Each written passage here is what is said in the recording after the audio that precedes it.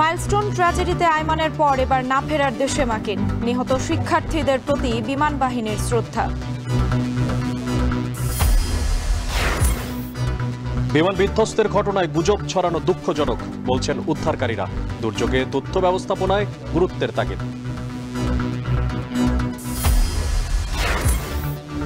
নির্বাচন বিলম্বিত হলে প্রশ্নের মুখে পড়বে সরকার, বলছে বিএনপি। মাইলস্টোন ঘিরে দেশ অস্থিতিশীল করার অভিযোগ।